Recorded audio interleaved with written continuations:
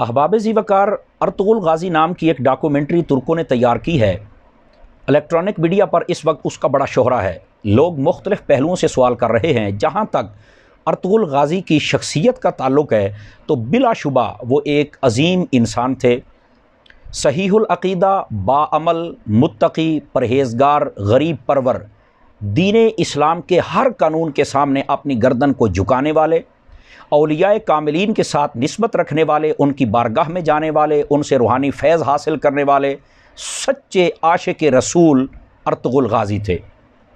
انہی کا ایک بیٹا عثمان ہے جس کے نام پر خلافت عثمانیہ کی بنیاد رکھی گئی۔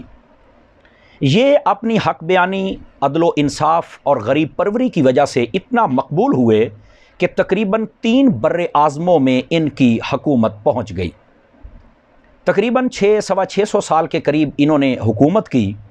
اس کے بعد کچھ غداروں اور عیاش پرستوں کی وجہ سے انگریز ان کی حکومت کا تختہ الٹنے میں کامیاب ہو گیا۔ جولائی 1923 کے اندر جرمنی کی درخواست پر ایک معاہدہ طے پایا جس کو معاہدہ لوزان کہتے ہیں۔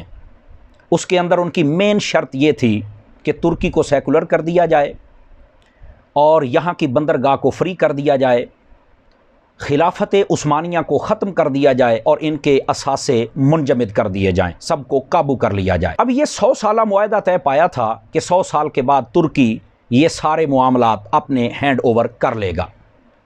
اب چونکہ 2023 کے اندر یہ معاہدہ ختم ہونے جا رہا ہے تو ترکیوں نے اس ڈاکومنٹری کو اس لیے تیار کیا تاکہ وہ اپنی قوم کو اپنے ماضی کے ساتھ جوڑ سکیں اور اپنا کھویا ہوا وقار حاصل کرنے کے لیے تیار کر سکیں۔ ناظرین، یہ بات سچی ہے کہ ڈاکومنٹری اچھی ہو یا بری ہو، بہرحال لوگ اس سے سبق ضرور حاصل کرتے ہیں۔ اور پھر جو تاریخی ڈاکومنٹری ہوتی ہے 100% اس کو مووی کے اندر کنورٹ کر دیا جائے تو ایسا نہیں ہو سکتا ہے، اس کے اندر کچھ سکم اور کمزوریاں رہ جاتی ہیں۔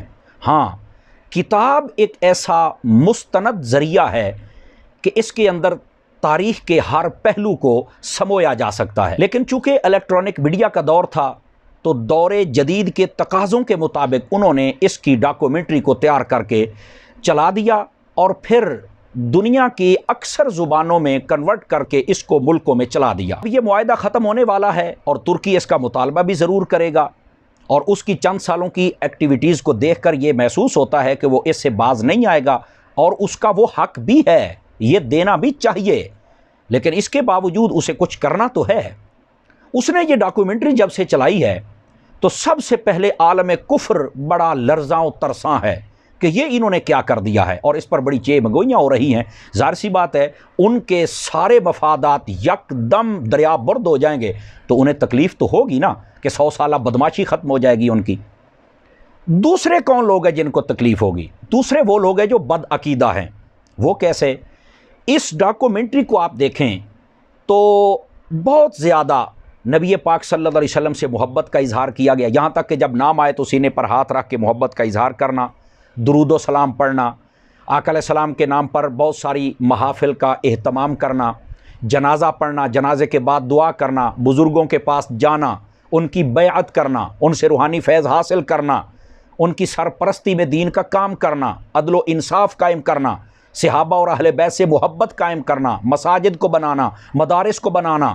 تو ظاہر سی بات ہے یہ ساری چیزیں جب بد عقیدہ لوگ دیکھیں گے تو ان کے لیے تو موت کا مقام ہوگا کہ ہم تو لوگوں کو کچھ اور کہتے رہے، اور جب لوگ دیکھیں گے 600-700 سال پرانی یہ داستان ہے تو ان لوگوں کو تو ظاہر سی بات ہے بہت تکلیف ہوگی کہ سچ کچھ اور ہے اور ہم نے دکھایا کچھ اور ہے۔ بہرحال لوگ یہ بھی سوال کر رہے ہیں کہ اس کا دیکھنا کیسا ہے۔ میں اس بارے میں علامہ مفتی محمد حسان عطاری صاحب جو کہ مدنی چینل پر بیٹھتے ہیں ان کی خوبصورت تحریر کا ایک حصہ آپ کو عرض کرتا ہوں۔